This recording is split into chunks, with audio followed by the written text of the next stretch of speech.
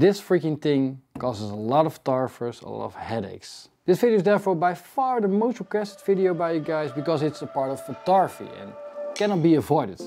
Especially when photographing people, or in my case, weddings. And you don't have to be a wedding photographer to want to play around with flash, but especially wedding photographers and people that shoot portraits. Listen carefully.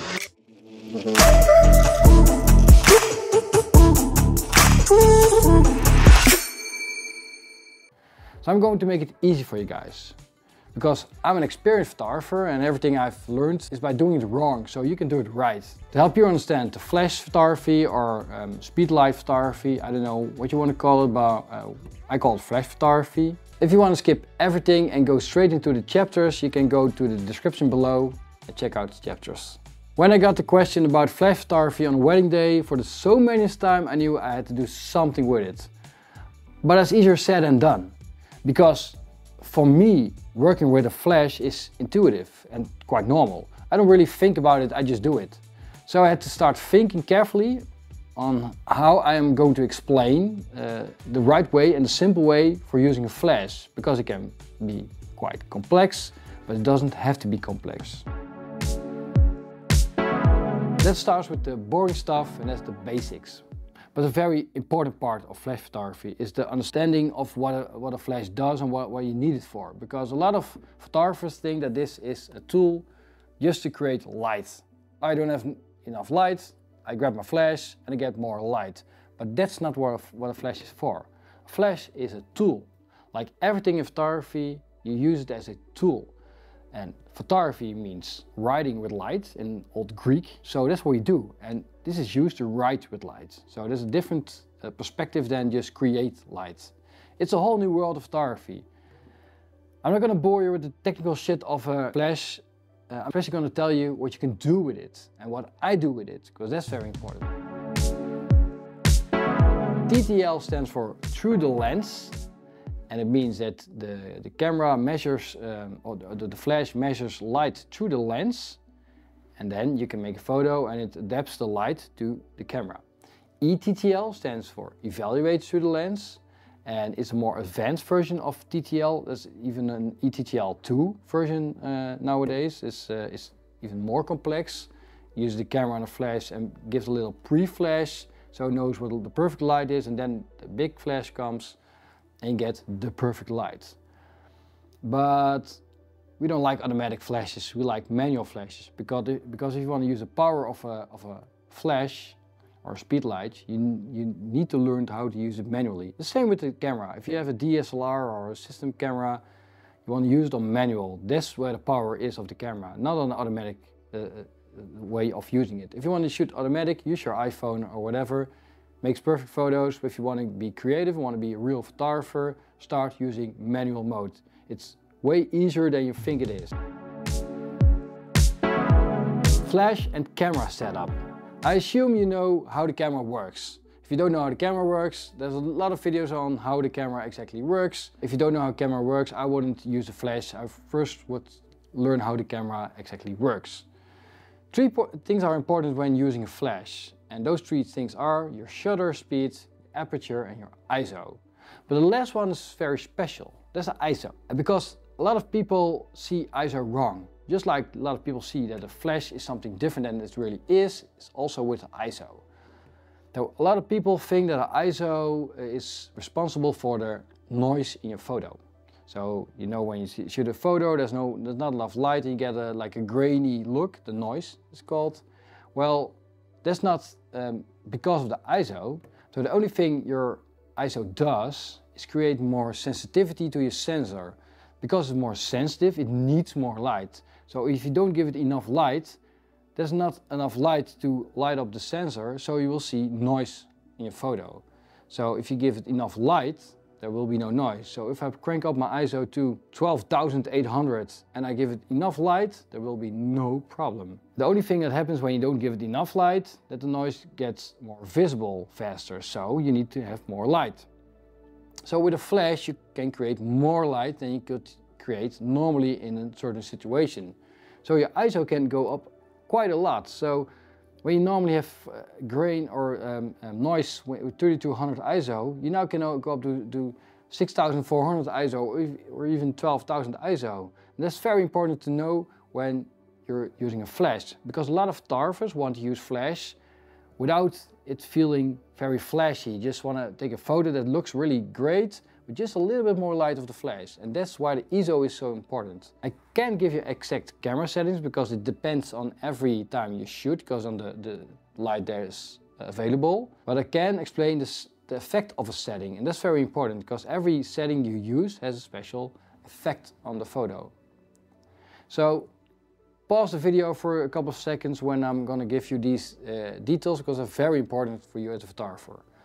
For the ISO, more ISO means you get a more natural photo. Less ISO means you get a more flashy looking photo. For the shutter speed, faster shutter speeds means you got something frozen in your photo. Slower shutter speed means that you got more motion effect in the photo. Also, a faster shutter speed is less light, lower shutter speed is more light. The aperture. A large aperture, for example 1.4, gives you more light but little sharpness. A small aperture, for example f16, creates a lot of sharpness but less light. Direct versus indirect flash. So a direct flash means that the flash is straight pointed at your subject. So I want to take off the diffuser. If I aimed it straight at you, I would photograph you. There's nothing between us, you get a very hard direct flash. If I would aim my flash to the side or to the ceiling, to the back or in my face, it bounces off a subject or an object to your subject. I have to say it the right way. So if I bounce it to the wall, the right wall, it bounces from the wall back to you, bounces to the back, to the front. So why do people bounce their flash? Well, it's all about making the light more soft. So when you bounce your light, it diffuses, so it breaks up, so you get a more natural, softer looking light. When you aim it straight at someone, it's a very direct point of light. It's like the sun. If the sun goes straight at your face without any clouds, it's quite hard. But if it would bounce through a white wall to your face, it's way more soft. That's how it works. So that's what a direct versus indirect flash is. And it's very important. We're going to use this a lot in the course because it makes a difference between a soft photo and a very hard looking photo. Let's jump in the computer and I'm going to show you some photos I've shot and how I did it with the camera. It's very important to show you what the effect is of aiming your flash somewhere. For the indirect and the direct flash, you have to know what the baseline photo is. So all the photos have the same camera settings. The only difference is the flash and how I use the flash. So in this photo I didn't use any flash. So it was in my office. Just made a photo of myself, nothing special. Just want to show you guys what the effect of a flash is when you use it. So ISO 400, 50 millimeters, 1.8, 100th of a second. Just a normal setup. I don't really need flash in this photo because there's enough light to take a photo. But still, if we would need a flash, what would be the difference? So for the first photo, if you go to this photo, I used a direct flash. So the thing I did, I put the flash on my camera and aimed it straight at myself. So a direct flash, there's nothing between the flash or me. And as you can see here, the difference between this and this is huge. I didn't change the white balance, so you can clearly see that the more warmer color is your flash color. Because this is the light, the ambient normal ambient light. And you can see this is a typical flash photo. You'll see everything light up, especially the light parts like my skin, like a big white spot here. Those points are always very. Geez, I look old, man. So you can see the white spots right here. This is what a flash does if you don't do anything with it. So a lot of photographers know how to do this, but they don't like to do this because it doesn't look great. So what happens when you move the flash or Speedlight to a different position? So in this case, I moved it up to the ceiling. Still the same settings of my camera, 450, 1.8 to 100. The difference is I used I pointed the flash up, and by pointing the flash up to the ceiling, I have to tell you one thing. In the back you see a dark ceiling, but my studio is dark and one side like black, everything's black, and the other side is white. So I got like a black and white studio. The point I'm standing with the camera is standing in the white part of my studio. So I move my flash upwards and you can see that there's light from above. And I can still see it's a flash photo. The way I see it because of the color, of course, because if you go to the reference photo, it's a different color. The way you can see that the flash is coming from above is if you close your eyes. The trick to read a photo, that's very important. Maybe I should make a separate video about that, is reading a photo. So one way to read a photo is to pinch your eyes and look through your lashes. So you see the more lighter parts of a photo. So one thing that stands out is that my head is a little bit more light than my arms. So there must be coming light from above. In this case, it's the flash coming from above, bouncing off the ceiling. If you go to the next photo, I pointed the flash or the speedlight to the back of me. So the back wall, so also a white wall because it's like a studio wall. And you can see it's not clearly a flash photo. If I go back to the one that was from above, there's not a lot of difference because aiming to the back of you and to the top of you is there's a nuance difference. But as you can see, still it has a very natural way of flashing. It's not, I see because the white balance and because I took the photo, there's something going on in the photo because there's too much light on my body or on my face. But most people don't recognize this, that this is a flash photo.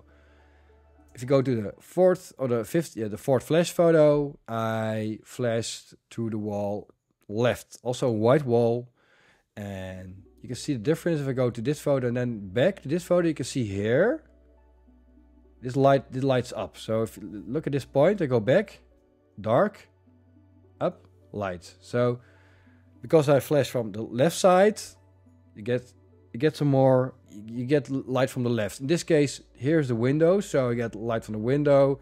This side get light from the wall, so it's a very ugly lighting. If you get light from left and right, it's the most ugly light there is, in my opinion. So in this case, I wouldn't use the wall left, but just for this purpose, I want to show you guys what it does. So what happens when you bounce the light, and that's very important to know, when you bounce the light spreads more. And in this case, so if the light spreads more, you get a more softer light. When you get softer light, it just looks more natural. So that's why you want to use indirect light. So your camera setup is, in this case, if you, it depends on what you want to achieve in your photo. If you want to have this look in your photo, you can lean more on the flash. If you want to have more like a natural look, you can lean more on the camera. So what I mostly do, because a lot of people want to have like a more natural look to the photo, I'll make sure that my basic setup of my photo is okay. So I'll choose my, in this case, I use prime lenses, so 50mm. I want to shoot a 1.8 because I don't want the back to be sharp, because you can see what it is. You don't have to see it in detail that this is a NAND light or this photo, because it would distract you if you could see this portrait right here. So that's something I just want. I want to have like a 1.8, I want to have a 50mm, and 100th of a second is more than enough for someone that's standing still. The only thing I have to pump up is the ISO. So if it would be darker here, I just would crank up the ISO to 800, 1600, 32, doesn't matter.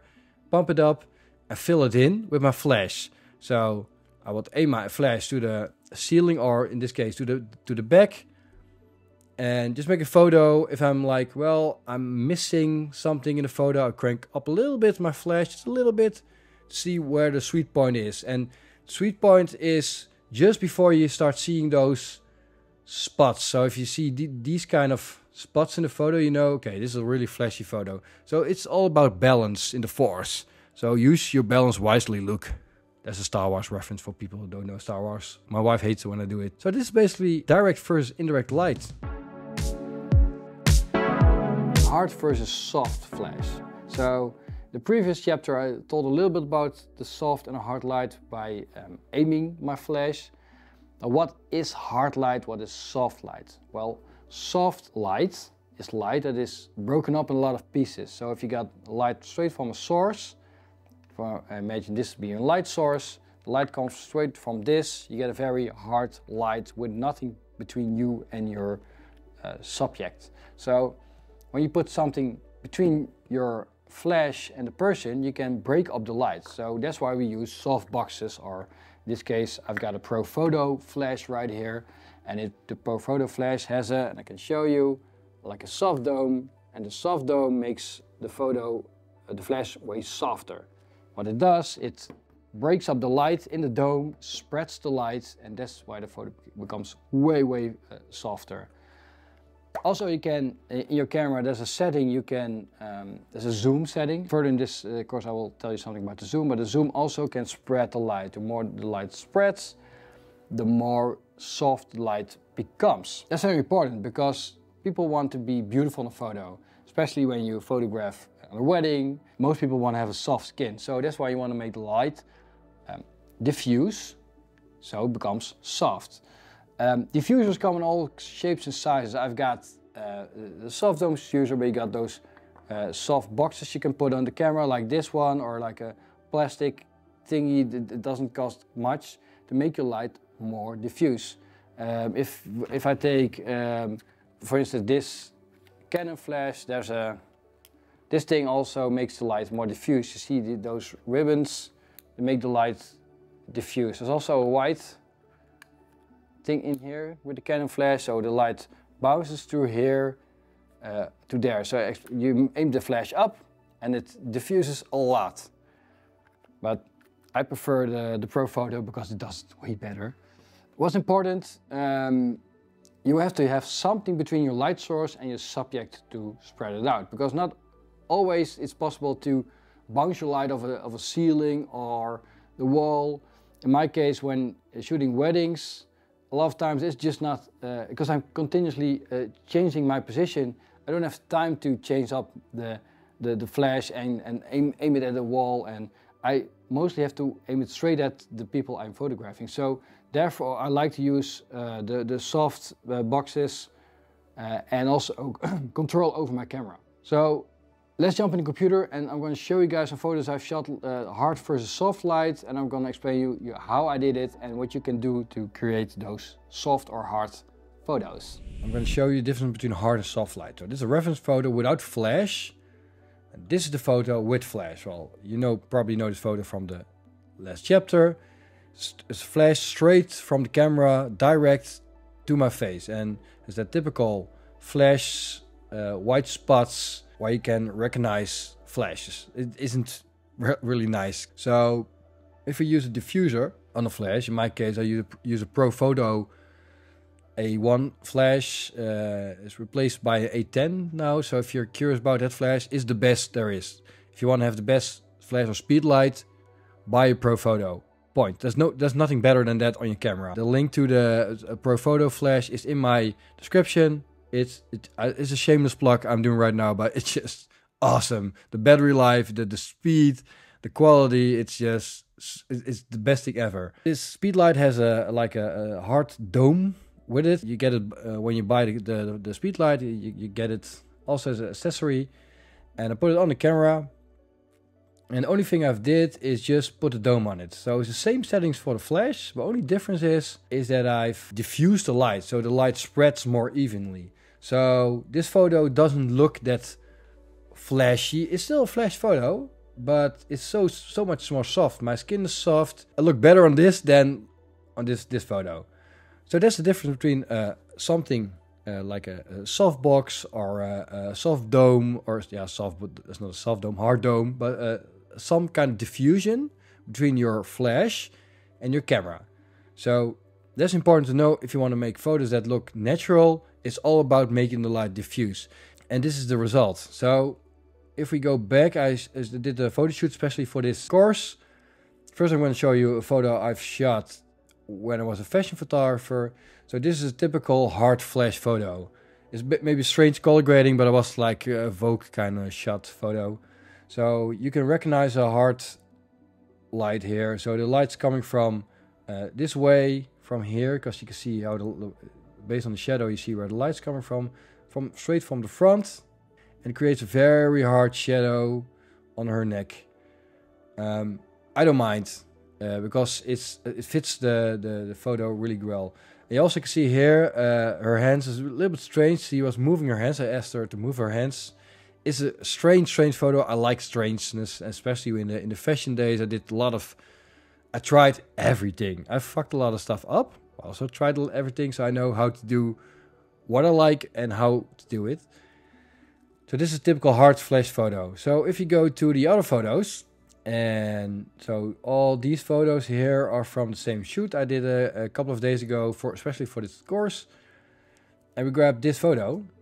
We shot outside, and what I did, I just made the photo with a really hard flash. So the flash is standing right here, not on my camera, as a off-camera flash.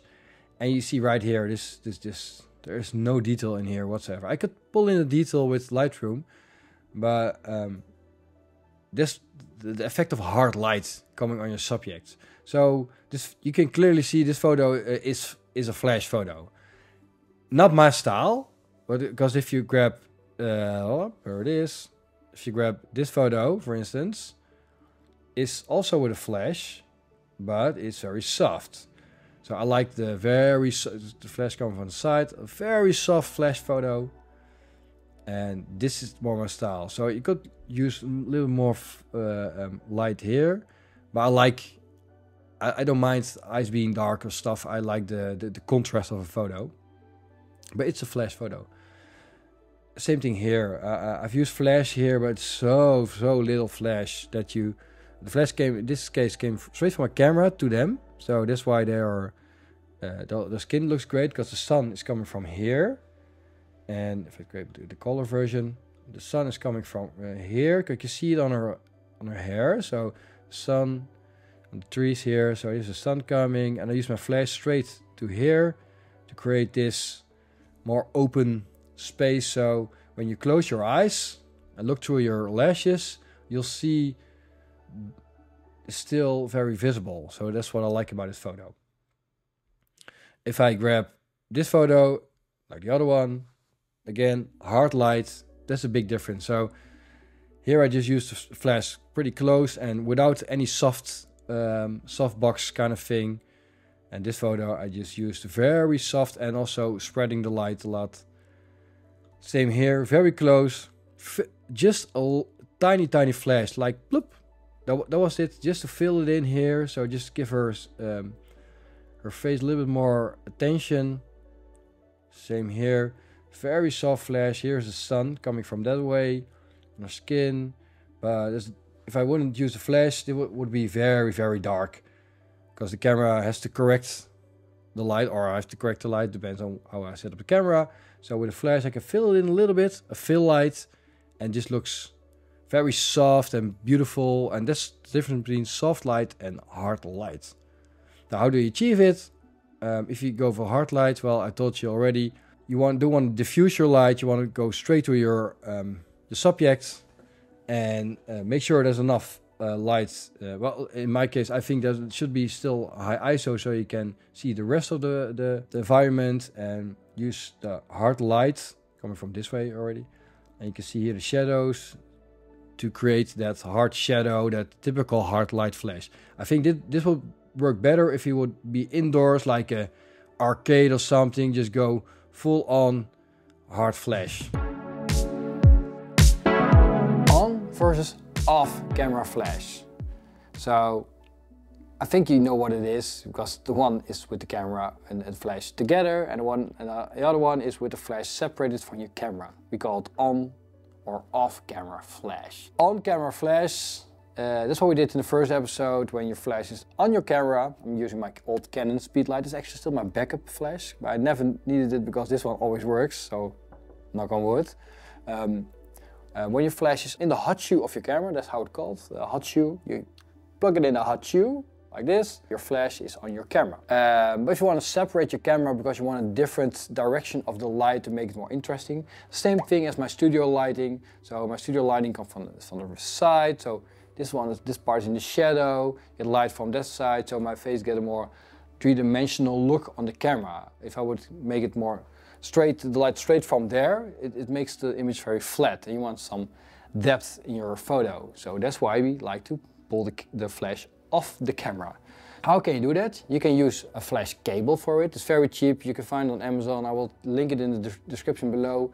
Just a simple cable that you put on your camera hot shoe and the other part goes onto your flash, and you can pull them apart. They're still together with a cable, but you can make you probably buy something like a bracket to put it on, or you can hold it while flashing like this, flash, flash, flash, to make a more interesting look.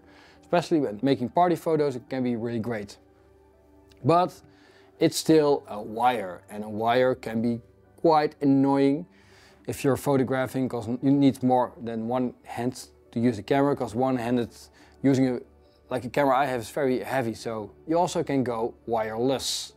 And wireless is just a system that there's no wires attached, it's just a wireless system. So I can put this is a flash module, a wireless flash module. This is from Godox. Godox is just simple stuff. I didn't use it for many years, but especially for this course I started using it, so I can show you guys in a second what you can do with it. But basically one part is on the camera, and you put it on the camera, and the other part goes onto the hot shoe of the flash. You pull them together, and this one sends a signal to that one, and you can flash by using no cables. So if you want to put a flash in a certain area of your the place you're photographing, it's ideal. But you guys probably are curious what the effect is and how I do it, so let's jump in the computer. I can show you some examples of what I've done with the off-camera flash. The thing about photography, what you have to do is you have to learn to read a photo. If you can read a photo, you can make better photos yourself. So you see this photo, you can clearly see that there's a very hard, distinct shadow or eyes light up. So you can see it's a flash photo. And in this case, the flash comes from this way and makes a distinct shadow, so you can see it's a very unnatural look. I did this on purpose so you can show you that it's very unnatural, because the sun is behind them. You can see here the sun coming from the back, a little bit golden hour vibe, so it's very unnatural. So when I take a photo that's like here, these are the same photos. I used the flash here on my camera, but what I did, I used it more like a fill light. So I filled it up with a little flash just to make it a little bit brighter, but not like if you see this photo, you're instantly not thinking, that's a strange sentence, but you don't think, oh, this is a flash photo, but it is, because their skin is too bright and the sun's coming, I've got sun straight from the back towards my camera, so normally it wouldn't work, but because I use a flash, like a fill light, it gets more attention. Same here. You can see clearly here the sun comes from the back. I use my flash from my camera, just a little fill light straight from my camera, and it feels so natural. When you put your flash off camera, so from a different angle, you'll see that it's more unnatural. That's the effect that the off camera flash has.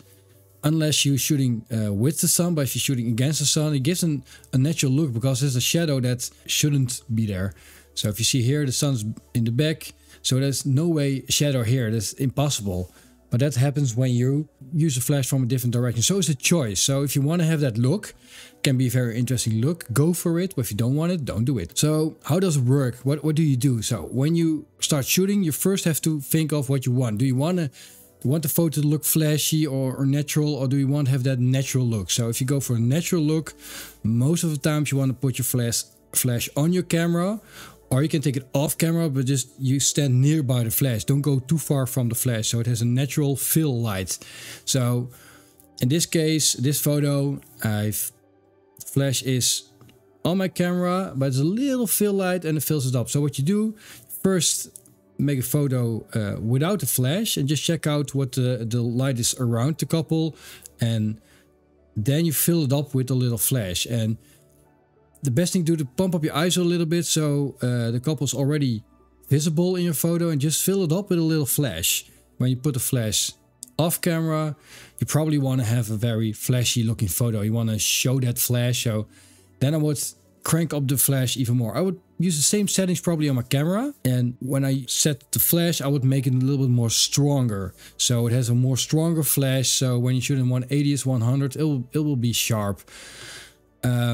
And then you can freeze something like this. Still, this is an off-camera flash. It doesn't look like that, but it is an off-camera flash, and you can see it by the... Yeah, it's very difficult to see, but it's an off-camera flash. If I grab, for instance, this photo is an on-camera flash. In this case, I've put in too much flash. It's not on purpose, but they were walking in the photo. So when they're walking, the distance from you till the flash changes. So if I would step back a little bit further, the flash gets a little bit softer. I don't mind in this photo because it's for you guys. It's not for the client. And the client actually, they like the photo actually. So the thing is, just think in front of before start shooting, what do you want to do, and do that as a result of your photo. Flashy photos are photos that you can see that the flash is being used in the photo. That's very important. So a lot of photographers want to hide the flash, so they want to make a photo, and we come to that photos with a hidden flash. A lot of photographers want to make a photo where you use the flash in a way you don't see it, it's just very subtle. But you also got flashy photos. So flashy photos is a photo where the flash is very important. So the thing about flashy photos is that a lot of photographers do it wrong because they're going to overexpose their photos. But a flashy photo isn't about overexposing your photo. A flashy photo is showing you've used a flash. There's a different approach. Because if you overexpose a photo, you can do that without a flash. You can grab your camera, crank up your ISO, and you'll have a more bright photo. But you want to show people that you have a flashy photo. So very important on a flashy photo is the shadow. If you have like a real hard shadow, and you see it's a flashy photo, especially when it's from a different direction instead of a lamp from above, but from a certain direction, especially from the camera, you'll see instantly, oh, this photo is flashed. That's what you want to create, especially in fashion photography, or even in wedding photography. You can see it inside that people make more cool, flashy shots, even with couples wearing sunglasses. It's really cool. So the trick is to make sure you have a lot of shadow. Also turn up your ISO, so putting your flash in a certain way on your camera. You put it on your camera, you aim it at your couple. I wouldn't use diffusers. Well, it depends on, I would try it out, but normally you don't use a diffuser, you just aim it straight at your subject and you're gonna make a photo. But you make a photo that it isn't overexposed, because you make sure that everything is exposed right. If you don't have enough light on your subject, you can throw up your ISO to make it more brighter, but never overexpose the photos, because then it's not a great photo. So let's dive in the computer. I can show you what I did with the overexposed flashy photos, and I can show you how to do it yourself. Some photos you will see more than once in my workshop because you can put them on different categories. So excuse me, but that's the way it works. I couldn't do like 20 photo shoots. It's a lot of work. Let's start with this one. It's a fashion photo I shot. This is a very flashy photo. I don't hide my flash here. So same as the previous chapter, before you start shooting, think of what you want to show in the photo. In this case, I've had a fashion shoot in an arcade. And arcade is quite flashy with all the lights and stuff, so I wanted to shoot very flashy. In this photo you can see there's clearly a flash focused on her. I don't mind, I think it's really cool. Even the reflections in the red, I don't mind. I like that hard reflection in this photo. So it's a typical flashy photo. Also, this is a very flashy photo. You can see on her cheekbones the flash is bouncing off her. The parts that aren't in the flash are very dark because there's not enough light. I could pull it up in Lightroom and I could make it less flashy, but that's the vibe in this case I wanted to get from the photo. Same photo, so same effect of the photo you see here. Also here I've chosen to go really hard on the flash, and you can see that it's very flashy because of the shadows. If everything would be filled in, it doesn't look flashy. So to make a flashy photo is not about overexposing, but it's about exposing or underexposing the shadows. So the shadows say that's a very flashy photo. Here an example, how do you make a flashy photo? So to make a flashy photo, first you make a base photo. In this case it's a photo without a flash. It's my assistant. She loves to be on the photo, as you can see. I use a high ISO, 3200, 25 millimeters, 2.8, 100 seconds. This is the photo. You can crank up the ISOs as you have learned in the first episode. Crank it up, it's very important. Then I shot a photo with the flash moved upwards, and you can see that she looks just, the lights has become better. Still the same settings, but the flash made the room brighten up and doesn't look very flashy. If I would pull this exposure down, you wouldn't exactly say it's a flash photo because the light's coming from above. In this case, it's a flashy photo. So how do you achieve a flashy photo? Aim your flash straight at your subject. I will put it on the camera, but you could do it off camera actually, the same thing. But in this case I put it on the camera, or you have to make sure that the flash makes a shadow. You can see the shadow. In this case it was a corner, so you can see a hard shadow, and this looks just flashy. Well, this is a very boring setting, but imagine she being in special clothing, standing for a white wall and then shooting. It makes a very cool effect. So the flashy photo is all about control of the lights. No overexposing, just crank up your ISO like here and make a flash that makes a shadow. It's all in the shadows, not in the brightness. Remember that, because I can pull up the brightness like this if I want to, but I want to keep that detail in her skin. That's very important. Zoom function of your flash. So maybe you've seen it, maybe you never really seen it, but your flash has a zoom function. And if you never saw it, then it's like very new for you. But if you did see it and you were asking yourself, what is it? It's the zoom function of your flash. But what does it do? So first of all, if I grab my Canon flash, it will show the zoom function in millimeters. So 28 millimeters up to 105 millimeters. If you grab a Pro Photo flash, it does it differently. Of course, Pro Photo does everything differently. It doesn't show millimeters, but it shows a symbol. And the symbol, and that's very important because it's way more logic. The symbol is like this, or wider, or even wider than this. And it says, I'm going to flash wide or more narrow. So what does it do? Because maybe you already guessed it, it's just zooming. If you have a wide lens like a 28 millimeters, the lens is looking very wide, so you want to make the flash as wide as possible. But if you use a 105 millimeter lens, it does more like this. It's a zoom lens, so you want to bundle the light up from here to here and send the light straight forward, so you have more light in the end where you're going to make the photo. That part of the flash isn't as important as you think it is. If you use ETTL function, it's automatically going to make sure that the zoom is in the right place, but if you shoot manually, you have to adjust manually. I never really changed it up. I've put it in the middle, mostly shoot with the same prime lenses, like a 35-50 millimeters. So why would I change it up? Because I'd never go with a flash higher than 50, even 35. No, I never go higher than 35 when I'm using flash, so why would I change it up? I always have the same middle function. But if you want to change it up, that's the way to do it. But I look different at it, like everything. I look different at everything. That's the basic thing in my life. I look different at it. If you go wide, you get more spreading of your light. If you go narrow, it's more straightforward. So see it as a soft versus hard light. If you go wide, the light gets softer, especially when you go further away from the camera. So when you're shooting, you want to have more like like a flashy looking photo. You can put your zoom a little bit more forward. If you want to have a photo that more diffuse light, more softer light, you can put it wide. Experiment with it, and I would just use someone to make photos of that person and just put the zoom in different functions, in different settings, so you understand what it does. And that's most of the time when you do with a flash, you make the same photo setting and you make different photos, and you remember what the photo, how you shot the photo, and what the difference was in your flash setting, so you know and understand what your flash does. It's time for Party Flash. Woo! Party rockers in the house. Okay, I'm not a singer. I'm more like a photographer, but this cool guy here, or girl, or everything in between, is a non-light.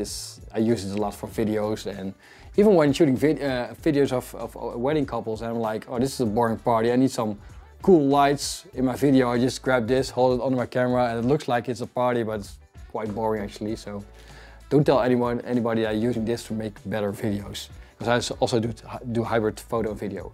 But we're drifting away from the subject, and that's Party Flash. And Party Flash, who doesn't like a great party flash photo? I don't shoot a lot of parties, because as a wedding photographer, I like to go away when the party starts, actually, because I'm done. I've been there the whole day, get out of bed at 5 o'clock in the morning, so when the party starts and I can't drink, why should I be there? So normally I'll be there for half an hour, but I want to have great party photos. So but when I do attend a party, I like to have cool party shots.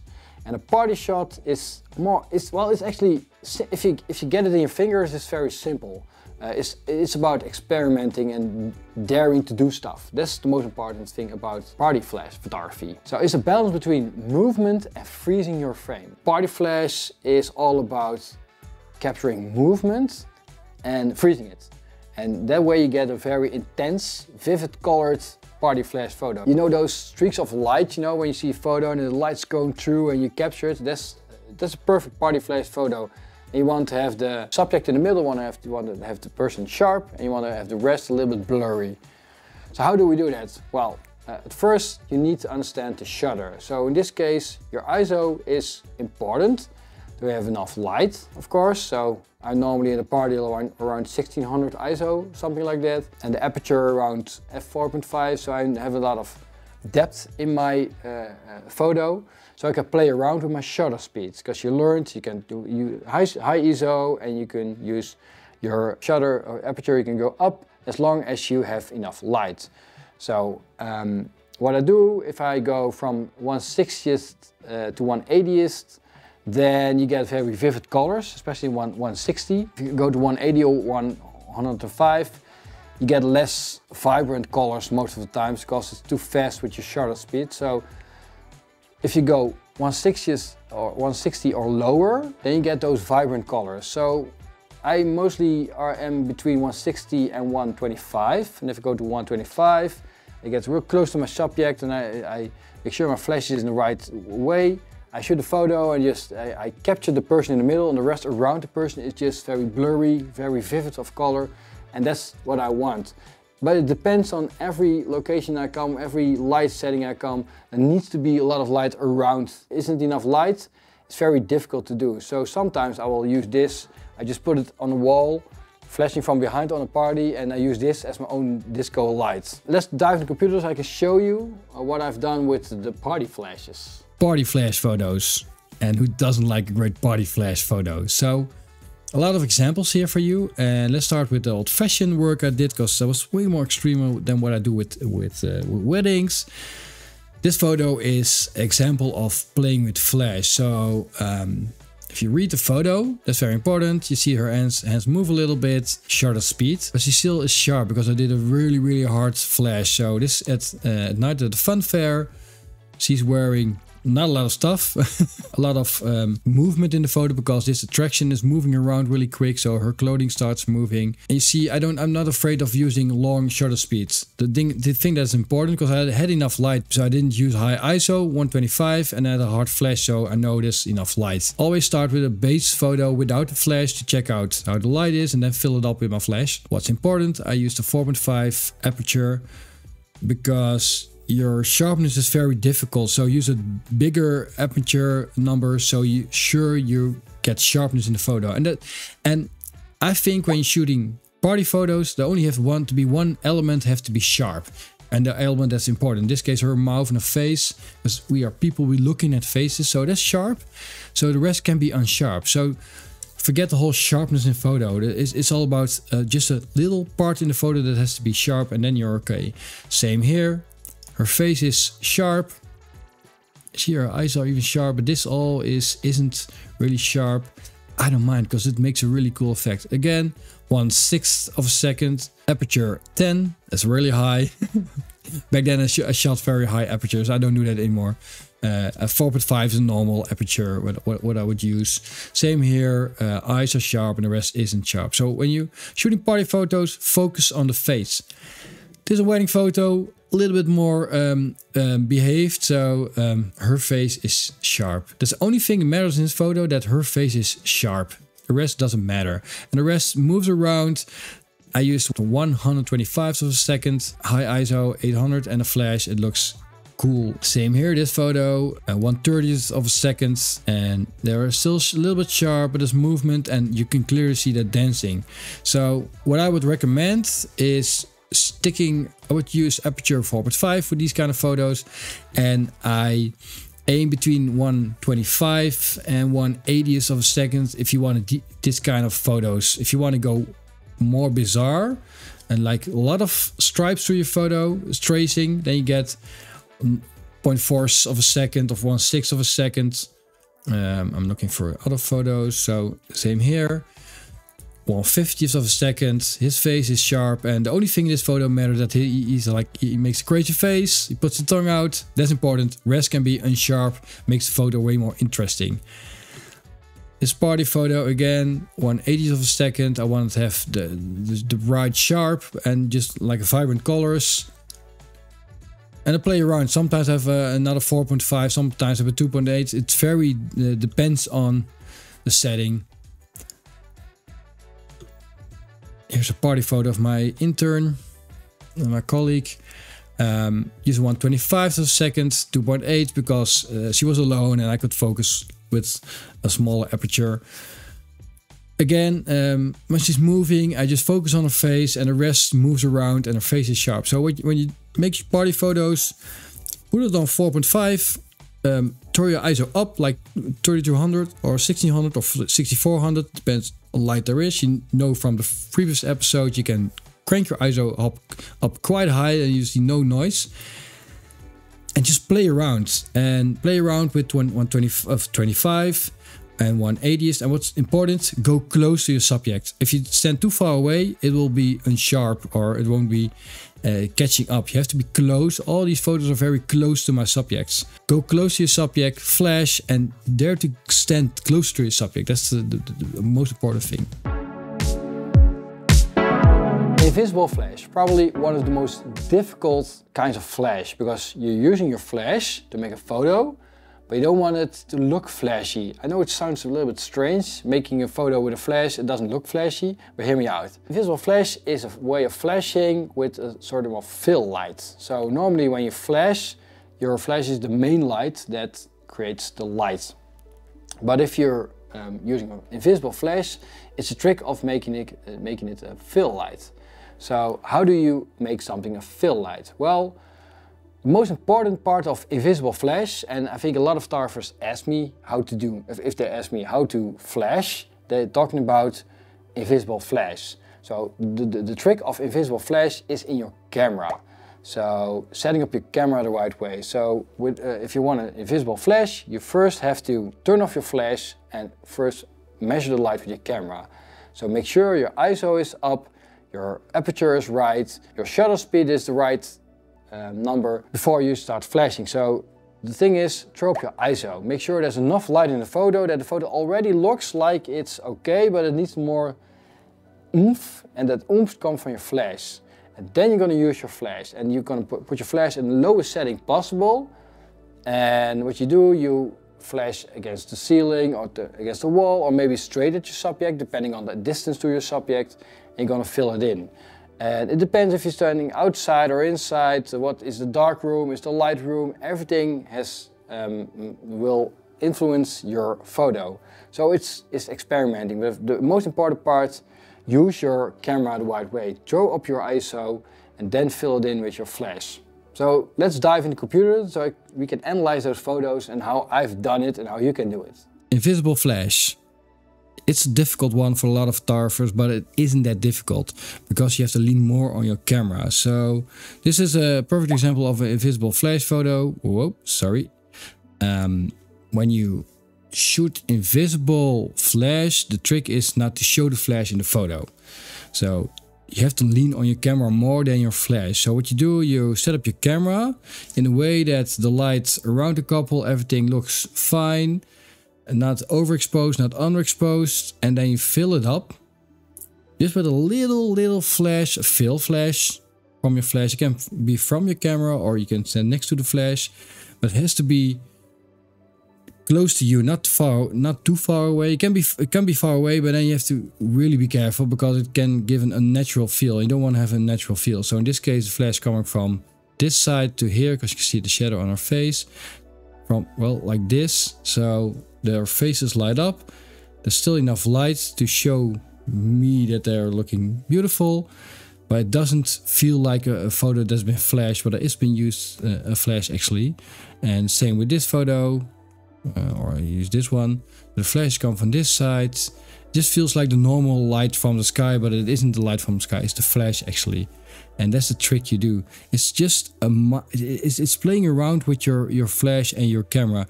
And a lot of people lean on their flashes, but I would say you can lean on your camera more. And lean on your camera, just fill it in with a little flash, just like here. I could see from here that you can see the flash in here. You have to shop that out, Photoshop it out, but I just put a filter on it and that's it. I want to show you guys so that you can see here there's been a flash photo, but on their faces, on their coats, there's nothing to see from my flash. So set up your camera, give a little fill flash. If you got your flash on your lowest setting and still is too much light, just pull your flash backwards, like a meter backwards or yard is the same. To check out if the light spreads more. Maybe use a diffuser. You have to try it out. If you go put your flash on your camera, then you have to be careful. If you go too close to your couple, you get a flashy look from the photo. Flash movements, cool effects with your flash. And who doesn't want to have cool effects with their flash? So flash movements is about moving your body or the lens to make a certain effect with your in your photo. All about the camera and the lens. So you can do it by using a zoom lens. So when you're flashing and you turn the zoom, and while you're flashing you get a very like a warping vibe to your photo. You can pull it back, make a photo, or you can zoom in, make a photo. It's like flick, it is like a turn with your hand and press the button. It's like you have to synchronize your both hands to make that cool photo. Also you can like stretch it by turning your camera, so or rotate it. Stretching is the wrong word, but rotate your camera. So while photographing, do like this, push your button like tick tick tick tick, and you get like a turning, like a rounding around your subject. And important with photographing those kind of photos, always that the middle of your photo is your subject. So keep your focus on your subject, then turn your camera, make a photo, and you get that cool effect. You also could do like a stretching kind of vibe. So you let your subject run, for instance, and you pull along with them, and then you start shooting. So if you pull along with the same speed, like following a race car like this, you follow them and then start shooting, they will be sharp and the rest around them will be unsharp. And a very important thing about these kind of photos is that you use your shutter speed the right way. It's all in the shutter speed. So too much shutter speed or too fast and they will freeze, too slow and they will be unsharp. So you have to experiment. But I think if you go 125 or 80, you'll be fine. But once again, it depends on the distance to your subject and also the light, the existing light and the flashlight. You have to use everything you learned in this course to make it work. Let's just examine the photos I made for this part, and I'm going to show you how to make those. I'm going to start with my fashion photos because you got a lot of flash movements. So in this case, she is hanging on a rope, she's swinging, and while she's swinging, I'm following her with my camera. And the way I follow her and make a flash photo makes that she freezes in the frame, but everything around her is moved. So there's totally no Photoshop. The only thing that's photoshopped is the black and white edit. Everything else is just what it is. So there's no motion blur in the photo or something. Well, it's original motion blur, but not edited in. I got more examples for you. So what you also can do is make sure that the backdrop is moving and the model is standing still. In this case, the model is standing still. And I used like a very long shutter speed of 0.4 seconds. And the funfair ride is spinning around, so her dress is moving because of the ride. Her hand standing up, so it's of course has movement because standing still for that long is impossible. And again, nothing really strange going on. Then her face is sharp, and the rest is just moving. And also in this case, I didn't move in my flash, but the subject is moving, or everything around the subject. That's also a flash movement. So more examples, and it's rotating your camera when shooting. So it just looks really cool. So in this case, I always focus in the middle on my couple. And while I focus on them, I just rotate my camera while flashing. And that's why everything around them has a round shape and it's like a motion blur, and they are pretty much sharp. You can play around. In this case, I use 1/60 of a second. What's enough, I think. You can go 1/80s, but then it becomes more difficult. Like, I think this one was also 1/60, but that did less movement, but still there's rounding and sharpness in the photo. It looks really strange, but that's the cool thing about these kind of shots. Again, I just made my camera rotate and I put my focus point on them in the middle. I use 2.8, that's quite high for the f-stop because you're losing sharpness because you move your camera. So I like to go to 2.8, sometimes 4.5. That's more a safer bet.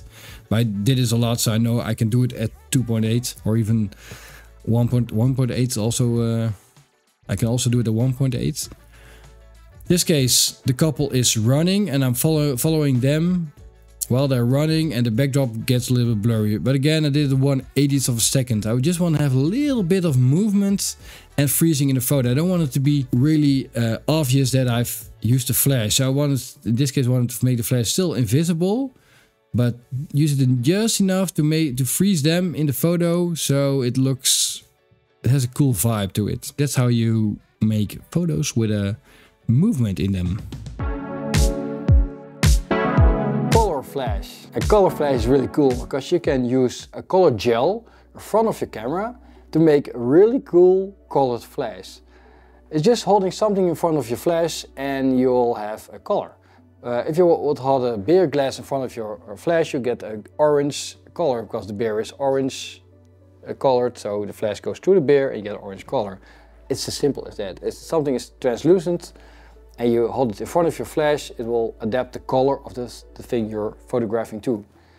So you can do all kinds of cool stuff with it. So a lot of times when people use a color flash, you will use just a flash separated from your camera, because if on your camera you use, for instance, a red or a green gel, everything in your shot will be red or green. So what you want is more like maybe the light from the front a different color than the side or the color from the side. So what you do is you put your camera on a separated wireless system. For instance, you put a red gel on it and you use in your camera just normal light, or maybe a second flash on your camera with just a normal light, and you get like a dual color photo. So the light from in front is just normal color and the light from the side can be red or green, doesn't matter.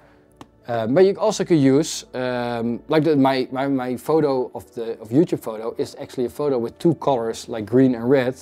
You can put a gel in front of the one flash, like red, and the green in the other one, and you get like a duotone photo. So the only colors in those photos are green and red, and the mix of green and red. It's a really cool trick to really stand out your photos. I wouldn't do it in wedding photography. It's cool to do it once, but if you do it a lot, it gets kind of cheesy, I guess. But just now and then, just do these kind of cool things.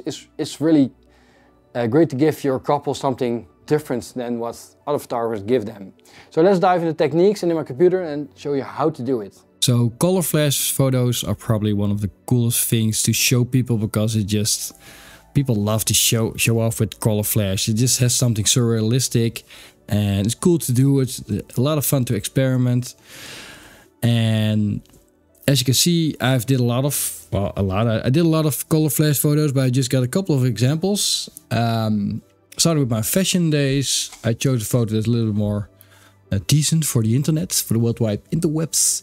So in this case, what I've done, I mainly use two colors, and that's a red light and a green light. This photo I shot with a 3.5. It's an old lens back in the day, so I didn't have 1.8 lenses. I didn't have the money to buy them. I use ISO 1600, 1/30th of a second, because he's lying still, and I'm always been someone that loves to shoot on lower, shorter speeds. Because I have a flash, I know I can get her eyes sharp, and I like that sharpness in the photo of the rest of it. So What I've done, I set up 2 lights. My main light was a green light coming from this way, and my other flash was from a red light coming from that way to give that red kind of, well, erotic vibe, because that's what it is. It's just playing around. So what you do with these kind of photos, first you set up your camera on a tripod, think of how you're gonna compose the photo. Then you're gonna put on your main light. In this case, this was my main light to see if I like the light. And then I filled it in with my fill light, the red light, and that's how I made the photo. So the main lights in this photo, I set up my tripod again. One flash was just a main normal lights. So her eyes would be, and her face would be just normal color. And then I put on a higher up from the other side, a green light that comes from this way, that gives a little bit of shadow fill of the green parts. So because the other light, my main light, is way stronger, it pushes away the green light, and the only place where the green light is visible is where the main light really wasn't that strong, so in the shadow places of that light. So going up photos we shot for this tutorial, in this case I've used a red light and a normal light. So in the back you'll see the red lights. Here it is white in the photo, but it's actually a red light. A red light, and it comes from the back, so you can see everything around me is red. See the vibe here. And the light coming from in front of me is the normal flashlight. Also the same thing when I'm setting up. First I set up my camera on a flash. I choose the settings I want. In this case I chose a low ISO, 50mm, because you look good on the 50mm. 2.8, so I've got enough sharpness in me for my body. Then 1/80th of a second, because I don't like to go high up in the shutter speed. Why would I? Because I'm standing still right here. Then I put up my main light from here and make sure that the light is lit up perfectly. You can see it's a flash photo, but that's the meaning. I want you guys to see that's the flash photo. And you can see it's a flash, as you learned in the first episode, by these kind of things around my skin, that those points show that's a flash photo, those light points. Basically the same photo as the previous one, but you can a little bit see the flash still here. I did exactly the same, only I wanted to hold the camera, just why not. But now my main light is green, so I set up a green light from the front, and the red light I just put it a little bit more to the left. You can see in this photo it was still here because it was more from the back. And this photo come more from the side. So again, I set it up with my green flash. So I was like Hulk green. And the flash from that side, I've made a little bit weaker, just enough to give me some red details. So you get a green-red photo. The only colors in this photo are green and red, and everything in between. That's the only thing. And it's a very cool effect of a photo. So that are the color flash photos. I have now learned you everything there's to learn about flash photography, I think. Because it's very difficult to make a course and think about everything there is, and I think I've covered everything about flash photography. And I can imagine you have a lot of questions. Feel free to ask them in the comments or maybe on my Instagram, in my DM. It doesn't matter. If you have a question, just ask me. I'm glad to help you, because I was standing once in a place you're probably standing, wondering how to do stuff and to grow as a photographer. So I'm glad to help you back, because that's the thing about photography. We are a community and we want to help each other being better. And I fucked a lot of stuff up, so you don't have to. So if you want to do the right thing, just ask me, because I did everything wrong you could do wrong, so you know how to do it right. Want more of my photography, post-processing tips or tricks, or behind the scenes looks? And check out my YouTube channel or my Instagram for the results of everything I do, because yes, it also has results. I'm not only talking in front of the camera, mostly I'm behind the camera, actually making photos still, especially as a wedding photographer or couple shoots. I hope you liked this course as much as I've enjoyed making it for you, and I hope to see you next time.